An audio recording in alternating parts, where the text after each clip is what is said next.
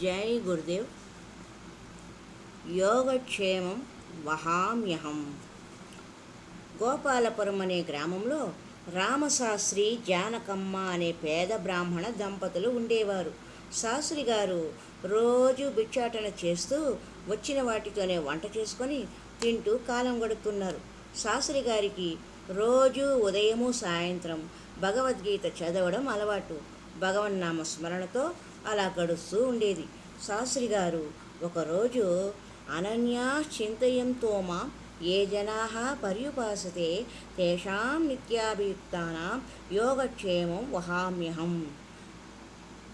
బహుశా ఈ వాక్యాలు భగవంతుడు వ్రాయలేదేమో అని వాటిని పెన్నుతో కొట్టివేశారు ఆ శ్లోకంని.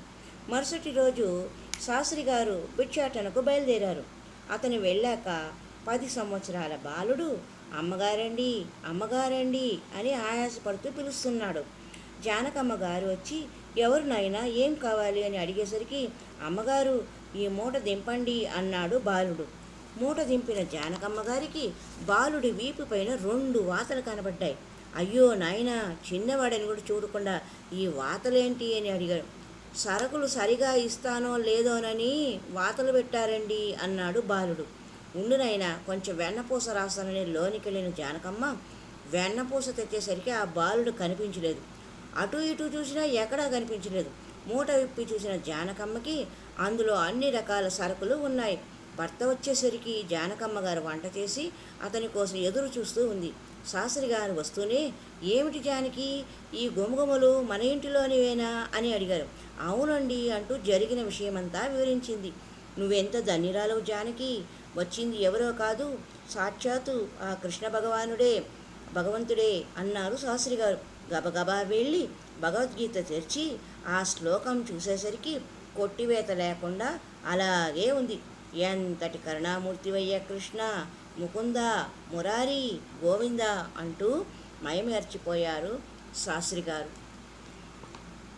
ఈ కథ వలన మనం తెలుసుకోవాల్సిన సందేశం ఏమిటంటే, ఎటువంటి క్లిష్ట పరిస్థితుల్లో కూడా భగవంతుని యొక్క దైవనింద చేయరాదు అన్న విషయమే మనకు స్పష్టమవుతున్నది. కష్టాలు మనిషికి వస్తాయి, ఇలా వచ్చి అలా పోతాయి. భగవంతుడు పెట్టిన పరీక్ష అనుకోవాలి. కానీ మనము భగవంతుని నిందించరాదు, భగవద్దోషం చేయరాదు, అలాంటి భగవంతుని యొక్క కష్టం కలిగించే పనులు చేయరాదు అన్న విషయాన్ని చిన్న కథ ద్వారా ఉదాహరణలో అనన్యా చింతయంతో మా ఏ జనా పర్యుపాసతే తేషాం నిత్యాభియుక్తానాం యోగక్షేమం వహామ్యహం అనే శ్లోకాన్ని శాస్త్రి గారు పెన్నుతో కొట్టివేయడం వలన భగవంతునికి కష్టం కలిగింది అని తెలుసుకున్నాం. హరి ఓం.